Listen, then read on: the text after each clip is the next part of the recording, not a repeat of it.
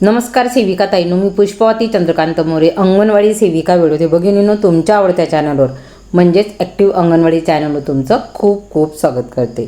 आजच्या व्हिडिओच्या माध्यमातून ताईंनो आपण पोषण ट्रॅकर ॲप्लिकेशनमध्ये बालकांचे वजन भरतो, परंतु आपण बऱ्याचदा गरोदर मातांचे वजन भरायचे आपले राहून जातात आणि वजनासोबत आपल्याला काय काय माहिती भरायची ते पण मी आजच्या व्हिडिओच्या माध्यमातून सांगणार आहे। आणि त्याच्यानंतर गरोदर मातेचं आणखी एक काम जे असतं ते देखील व्हिडिओच्या माध्यमातून सांगणार आहे, कारण आपण जर हे काम राहून गेलं आपलं तर त्याचा परिणाम आपला प्रोत्साहन भत्ता होऊ शकतो। आता याचा पुढचा तुमचा प्रश्न असेल की ताई प्रोत्साहन भत्ता तर गेल्या मार्चपासून भेटलेला नाही, तर बघा ताईंनो आपल्याला सगळ्यांना माहिती आहे की एका वर्षात 1 वर्ष होऊन गेलं घोषित करून तरी आपल्याला प्रोत्साहन भत्ता भेटलेला नव्हता आणि त्याच्यानंतर मात्र आपल्याला प्रोत्साहन भत्ता हा भेटायला लागला। त्याच्यामुळे ताईंनो टेन्शन घेऊ नका, शासनाच्या निधीच्या काही त्यांच्या आर्थिक प्रॉब्लेममुळे आपल्याला सध्या भेटत नसेल, पण असं समजा की कुठेतरी आपला तो पैसा शिल्लक पडतोय आणि तो प्रोत्साहन भत्ता आपला मिळणारच, तो जाणारच नाही। पण असं व्हायला नको की भविष्यामध्ये जेव्हा 1 वर्षानंतर सुरू झाला आणि काहींचा भेटला नाही की काय मिळणार नाही काय असं, तर असं करू नका। त्याच्यामुळे मी व्हिडिओच्या माध्यमातून ज्या वेळेस तुम्हाला सांगत असते तर त्यावेळेस ते काम ताईंनो करत चला, कारण की वजनांमध्ये गरोदर मातांचं वजन देखील येतं, तर ते वजन देखील भरणं खूप महत्त्वाचं आहे बालकांसोबत। तर तेच मी तुम्हाला आजच्या व्हिडिओच्या माध्यमातून दाखवते। फक्त वजन नाही तर इतर देखील माहिती भरायची असते, तर आपल्याला त्याच्यासाठी थोडा पर्याय द्यावा लागतो, कारण आपल्याला प्रश्न पडतात ते मला आधीच जर क्लिअर केले तर नक्कीच तुमच्या डोक्यात येईल। तर आपल्याला गरोदर माता मॉड्यूलवर जायचं आहे आणि ह्या माता साधारणतः 2, 4, 5, 6 जास्ताकडे जास्त लाभार्थी असतील तर 10 याच्यावर राहणार नाही, त्याच्यामुळे याला भरायला वेळ लागत नाही। तर आपल्याला ते कुठं चेक करायचं हे देखील आपल्याला माहिती आहे की इथं जर तुम्ही क्लिक केलं जसं मुलांचं आहे तसं यांचं आहे, तर बघा आपण आता ह्या मातेचं बघून घेऊ। बघा आपण मातेच्या नावावर प्रोफाईलवर क्लिक केल्यानंतर आपल्याला अशा पद्धतीचं येतं, म्हणजे आपण बालकाचं ज्या पद्धतीने आपण ग्रेडेशन पाहतो त्याच पद्धतीने गरोदर मातांची देखील ह्या पद्धतीची काळजी प्रोफाईल म्हणजे आरोग्यविषयक माहिती असते। तर बघा याच्यामध्ये आपल्याला हिमोग्लोबिन भरायचं आहे, आरोग्याची स्थिती नॉर्मल आहे ती कशावरनं की तिचं SB हे व्यवस्थित आहे, त्याच्यामुळे जर त्या मातेचं वजन जर 9च्या खाली राहिलं असतं तर इथं ॲनॅमिक लिहून आलं असतं, तर ती SBसाठी नॉर्मल आहे। त्याच्यानंतर तिची उंची, वजन आणि तुम्ही काय तारखेला टाकलं, आता 22/6/26 मी आजच ती माता नोंदवली। बघा ही माता मी आजच नोंदवलेली आहे, आजच नोंदवते मातेचं मी डेली ट्रॅकरमध्ये जाऊन तिचं THR पण दिला आणि त्याच पद्धतीने तिचं वजन, लसीकरण सगळं टाकून घेतलं। आता दुसऱ्या मातेविषयी म्हणजे आपल्याला आता कसं टाकायचं हे दाखवते, कुठं शोधायचं हे सांगितलं। आता आपल्याला फक्त खाली ना एक तारीख चेक करून चला, कारण मुलांचं आपल्याला वर असतं डॅशबोर्डला, मातांचं दिसत नाही। आता इथं 22/6/2026 म्हणजे चालू महिन्याचं मी वजन भरलेलं आहे, फक्त आपल्याला चालू महिन्यात आपण भरलं का एवढी खात्री करा। अनवधानाने आपल्याकडनं ते विसरून जायला आपण जेव्हा लसीकरण असेल तेव्हा किंवा जेव्हा माता येईल तेव्हा आपल्याला ते भरून घ्यायचं आहे। आता माझी जी दुसरी माता आहे तर तिचं मी तुम्हाला भरून दाखवते कशा पद्धतीने आपल्याला भरायचं आहे। तर बघा त्याच्यासाठी आपल्याला 3 डॉटवर जायचं आहे। 3 डॉटवर गेल्यानंतर आपल्याला 2 नंबरचं ऑप्शन आहे तर ते आपल्याला सिलेक्ट करायचं आहे, वाढ आणि पौष्टिक तपशील जोडा, याच्यावर आपल्याला क्लिक करायचं आहे। आणखी एक मुद्दा हे झाल्यानंतर आणखी एक मुद्दा आहे तो देखील आपल्याला गरोदर मातांचा आपल्याला भरायचा आहे। तर बघा आता आपल्याला एक ऑप्शन, पहिला ऑप्शन तुम्ही क्लिक केलं तर पुढचे ऑप्शन आपोआप ओपन होतात, तर याच्यावर आपल्याला क्लिक करायचं आहे। आता इथं त्या मातेची जी वजन आणि उंची आहे ती आपल्याला टाकून घ्यायची आहे, तर आपण त्या मातेची उंची आणि ती टाकून घेणार आहोत। त्याच्यानंतर त्या मातेचं वजन आपल्याला टाकायचं आहे, त्याच्यानंतर त्या मातेची SB आपल्याला टाकून घ्यायची आहे। तर बघा अशा पद्धतीने आपल्याला तिघेही कॉलम आपल्याला हे भरून घ्यायचे आहेत आणि हे कॉलम भरून झाल्यानंतर मग आपल्याला इथं सबमिटवर क्लिक करायचं आहे। अगदी सोपं आहे, आपण सहज भरू शकतो। याच्यासाठी आपल्याला लसीकरणाच्या दिवशी त्या मातेची जी माहिती आहे ती व्यवस्थित बघा, पुढचं ऑप्शन आपल्याला क्लिक करायची गरज नाही, तर त्या दिवशी आपल्याला फॉलिक ॲसिड दिलं जातं, त्याच्यानंतर कॅल्शियम लो ते असे दिलं जातं आणि त्याच्यानंतर परत आपल्याला सबमिटवर क्लिक करायचं, पुढचे फॉर्म आपोआप ओपन होतात। तर बघा सबमिटवर आपल्याला क्लिक करायचं आहे, लगेच पुढचा फॉर्म आपला ओपन होईल।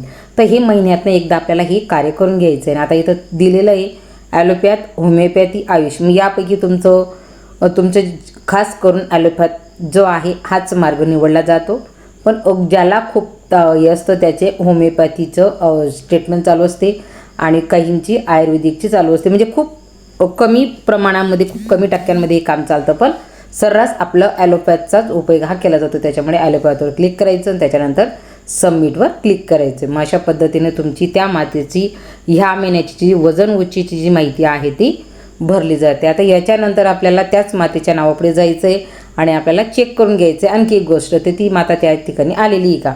तर याच्यासाठी आपल्याला स्क्रोलिंग करायचं आहे. त्याच्यानंतरचा हा 2 नंबरचा ऑप्शन आहे, गर्भधारणेदरम्यान वजन वाढ आणि NC तपशील, हे तुम्हाला दर महिन्याला चेक करायचं आहे.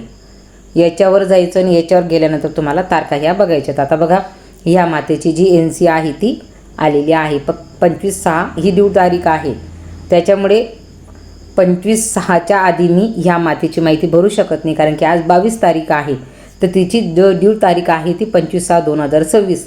तर 25/6/2026च्या त्याच दिवशी किंवा दुसऱ्या दिवशी देखील मी तिची NC भरू शकते, कारण की त्या मातेची लसीकरणाच्या दरम्यान तिची तपासणी होत असते. आपलं रजिस्टर होतं बघा, लसीकरणचं जे 9 नंबरचं रजिस्टर होतं त्याच्यामध्ये आपल्याला 4 तपासण्या तारखा होत्या. सेम तेच हे आहे, हे लक्षात ठेवा. 4 प्रकारच्या ज्या तपासण्या वजन उंची आपण भरायचो, तर तेच आपल्याला इथं देखील करायचं आहे. ती 4च असतात बघा, तुम्ही पाहिलं 1, 2, 3 आणि 4. तर ह्या 4 NC असतात, 4 तपासण्या असतात, त्या आपल्याला इथं भरायच्या असतात. त्याच्यामुळे त्या प्रत्येक महिन्याला येणार नाहीत. तर ह्या 1-2 महिन्यांनी जर तुम्ही इथं तारीख पाहिली तर तुम्ही इथं बघू शकता, कधी त्याच महिन्यामध्ये, कधी जशा तारखा उपलब्ध होतील. आता ही आहे जून महिन्याची 25 आणि दुसरी आहे 20/8/2026. म्हणजे आता जून महिना संपला की त्याच्यानंतर जुलैला गॅप आहे आणि ऑगस्ट महिन्यामध्ये त्याची ड्यू डेट आहे. मग त्या तारखा आपल्या लसीकरणाच्या तारखा आपण टाकू शकतो. तर अशा पद्धतीने आपल्याला हे चेक करायचं आहे. आणि आता दुसऱ्या मातेचं ती आलेलं आहे का तेवढं आपल्याला बघून घ्यायचं आहे. तिचं देखील आपण चेक करायचं.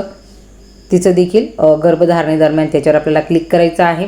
तर बघा, आता त्या मातेचं 15/5/26 म्हणजे ह्या मातेची जी तारीख आहे तर ती लसीकरणाची आलेली आहे ना, हिची आपल्याला भरून घ्यावी लागेल. बघा, हिची आता आपल्या याच्यासाठी सुरुवात आहे. तपशील जोड्यावर आपल्याला क्लिक करायचं. जे मातेचं वजन आहे ते आपल्याला वजन उंची आणि SB आपल्याला टाकून घ्यायचं. तर त्याच्यासाठी आपल्याला तपशील जोडा याच्यावर क्लिक करायचं आहे. त्याच्यानंतरची तिची लगेच कंटिन्यूस 29/5ला पण आहे, तर त्या दोघंही. आणि त्याच्यानंतर डायरेक्ट सप्टेंबर बघा, त्याच्यानंतर डायरेक्ट सप्टेंबर महिन्याची आहे आणि ऑक्टोबर महिन्याची आहे. तर आता आपण तपशील जोडावर क्लिक करणार आहोत. आणि बघा, इथं उंची त्या मातेची आपल्याला टाकून घ्यायची 153 सेंटीमीटर. त्याच्यानंतर वजन आहे 68 आणि त्याच्यानंतर SB आहे 11 आणि त्याच्यामध्ये NCची प्रत्यक्ष तारीख इथे आपल्याला टाकायची. आता कुठल्या तारखेला झालं तर ते आपल्याला टाकून घ्यायचं. आता त्या मातेची जी आहे 11 तारखेला झालेला आहे, तर आपण 11 तारखेवर क्लिक करणार आहोत मे महिन्याच्या. आणि त्याच्यानंतर ओकेवर आपण क्लिक करणार आहोत आणि त्याच्यानंतर सबमिटवर आपल्याला क्लिक करायचं आहे. तर हे देखील आपल्यासाठी खूप महत्त्वाचं आहे. तर बघा, मित्तल सूरज शिंपी बघा, जर तुम्ही नावानिशी पाहिलं तर गर्भधारणेदरम्यान वजनवाढीचा आलेख. तुम्ही जर इथं क्लिक केलं तर तुम्ही वजनवाढीचा आलेख बघू शकता. आणि तुम्हाला तो पाहायचा नसेल तर खाली ऑप्शन आहे की परत जा, याच्यावर क्लिक करून आपण बघा याच्यावर जाऊन आपण बाहेर येऊ शकतो. पण आपल्याला वाटलं तर आपण इथे तो जो आलेख आहे तो आलेख आपल्याला बघून घ्यायचा. बघा, इथे क्लिक करायचं आणि इथे क्लिक केल्यानंतर आपल्याला तो आलेख अशा पद्धतीने वजनांचा दिसणार आहे. तर हे खूप महत्त्वाचं आहे, कारण की आपल्यासाठी ज्या पद्धतीने बालकाचं वजन, बालकाच्या गोष्टी, कारण की बाळची जी पहिले 1000 दिवस आहेत तर ते या माध्यमातून पूर्ण होत असतात. त्याच्यामुळे ही गोष्ट देखील खूप महत्त्वाची आहे. हा देखील एक खूप महत्त्वाचा पॉईंट आहे. त्याच्यामुळे आपण बाहेर येणार आहोत आणि त्याच्यानंतर आपल्याला परत जावर क्लिक करायचं आहे. तर बघा, लगेच आपल्याला दुसरी जी NC आहे ती आपल्याला जोडायची आहे अगदी लगेच त्यानंतरच्या तारखेला. त्याच्यामुळे हाईट तीच असेल, वजन देखील तेच असेल, फारसा बदल हा होणार नाही. आणि हिमोग्लोबिनची पातळी देखील जर आपण पाहिलं तर 11.9 आणि त्याच्यानंतर प्रत्यक्ष NCची तारीख तर 8 तारखेला लसीकरण झालेलं आहे, 8 जूनला. तर ते ओकेवर क्लिक करायचं आहे जून महिन्याची आणि त्याच्यानंतर आपल्याला सबमिटवर क्लिक करायचं आहे. तर बघा, अशा पद्धतीने आपण त्या लाभार्थ्याच्या 2 ज्या तपासण्या आहेत त्या अशा पद्धतीने भरलेल्या आहेत.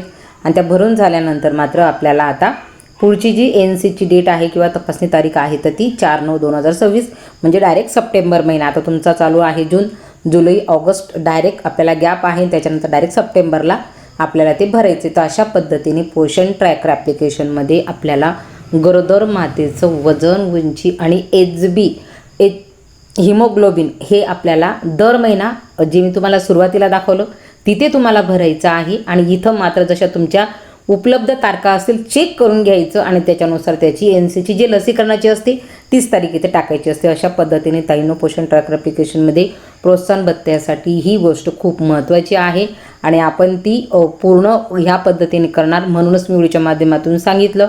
आणि राहिला प्रश्न मानधनवाढीच्या संदर्भामध्ये खूप साऱ्या न्यूज येत आहेत, पण ताईंनो जोपर्यंत क्लॅरिटी येत नाही, सकारात्मक चर्चा झालेली आहे पण आश्वासन कुठलं दिलेलं नाही, स्पष्टता नाही, आदेश नाही, JR नाही, तोपर्यंत मी देखील व्हिडिओ करणार नाही. फक्त सध्या जे सुरू आहे ते फक्त ऐका आणि आपलं मानधन हे वाढेल की नाही यात संभ्रम आहे, पण वाढायला पाहिजे हे मात्र नक्की. कारण की आपण जे काम करतो त्या मानाने आपल्याला कमीत कमी चतुर्थ श्रेणी किंवा किमान वेतन कायद्यानुसार आपल्याला मानधन मिळायला पाहिजे ही अपेक्षा माझी पण आहे, आपल्या सगळ्यांची असेल. याच्यासाठी मात्र आपल्याला एकदा परत एकजूट व्हावं लागेल आणि जेव्हा वेळ येईल तेव्हा आपण ते काम नक्कीच करणार. तर आजच्या व्हिडिओच्या माध्यमातून एवढंच सांगते आणि थांबते.